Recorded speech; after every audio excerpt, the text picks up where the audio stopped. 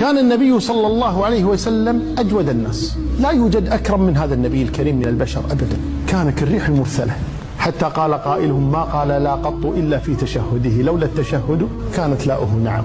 جاءه رجل يوما وقد رأى بعض الغنائم وقد ملأت الوادي، فقال الرجل من يملك هذه إنه لذو حظ عظيم، وكان النبي يملكها من فيء فأفاء الله عليه به.